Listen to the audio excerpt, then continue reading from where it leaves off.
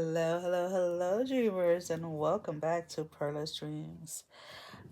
Capricorn, this is your reading, and I am like, oh, I can finally breathe. That's the energy that I'm picking up. It's like I can finally breathe. Something is. It was funny because it almost feels like taking a cup.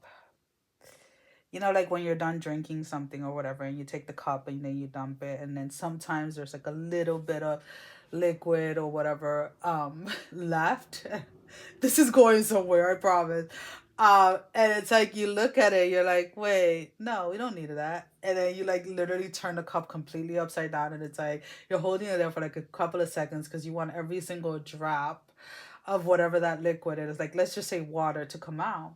And that's exactly what I feel that a lot of you have done in the past couple of weeks, where you have cleared away certain misconceptions, and I want to put it in that way, that you've had about yourself. There has been a lot of internal work that you have been doing, Capricorn, a lot of energy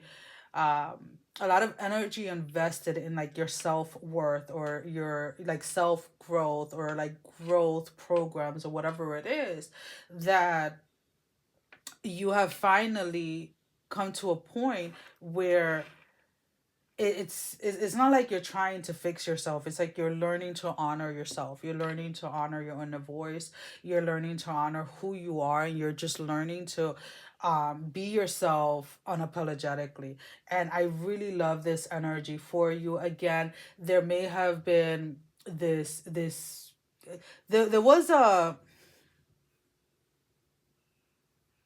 and I feel like it's still going on, what I'm about to say next. There is this process of like not so much taking a step back, but also allowing yourself to expand in a different way, through learning, whether this is going back to school, whether this is just again picking up certain books about certain topics and things that you want to learn.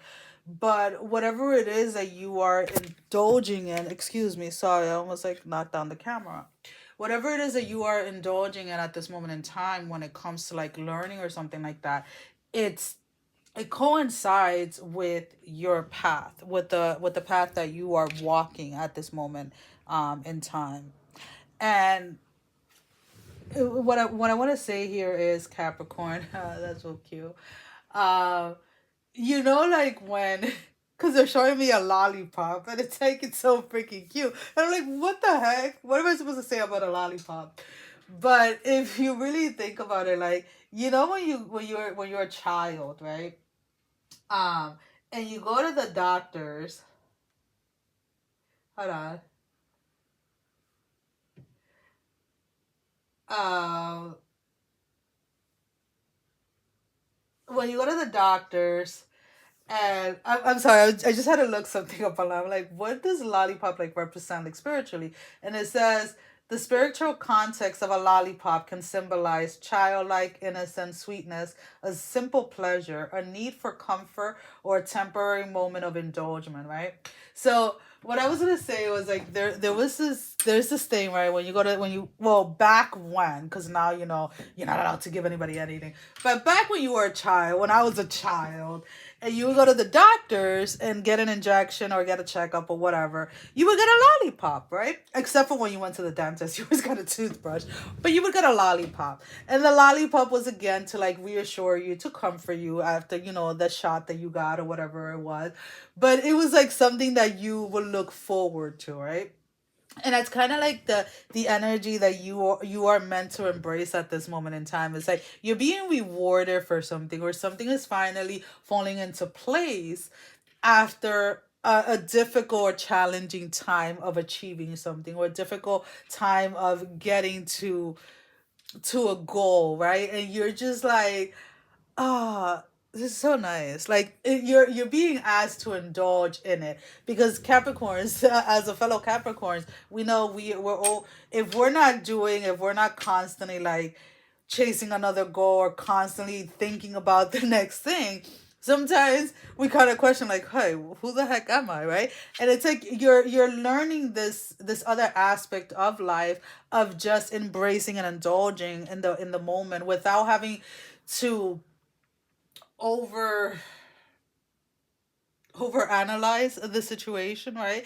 And it's like, yeah, I had these challenges in this space, but it's okay, because at the end of the day, you didn't let those challenges as they were arising to stop you. You didn't let those challenges define whether or not you were going to keep on moving forward.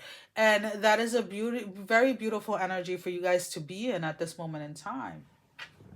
There is somebody from your past, and I'm just letting you know, that is circling around, or that is trying to make contact with you, or has made contact with you, or whatever it is. And there is like this, the way that it looks about, like, it looks to me, excuse me, is like literally like somebody like circling you. Whether it is that this person doesn't know how to approach you, or this person doesn't know what to say, there it's almost kind of like you can almost sense a presence as they're coming towards you. You can sense their energy as they're trying to approach you, and you may be unconsciously like blocking them and be like, don't come towards me, or whatever it is. Now, whether this is an ex, whether this is an ex friend, or whatever it is, there is something that is circling around. And you, all right, okay, so you see exactly who you are when you are connected to this person. Now, again, this can be a friend, this can be a family member. For a lot of you, this is an ex. Whenever you are in a relationship with this person, everything in your life seems to take a pause or take a hold. It doesn't matter how much you hustle, it doesn't matter how much you push forward, everything becomes stagnant. And the reason for it is because you're supposed to be looking at this connection, right, with this person, as a lesson that you were supposed to learn. This person is not meant to be with you in the next like in the next season of your life, as you receive all of these rewards and all of this manifestation of what you've been working on. And it doesn't mean that this person is bad or anything like that. It's just they are not to move forward with you in the next season. Does that make sense? So a lot of you are finally coming to realize that, and are finally coming to accept that, if that makes sense.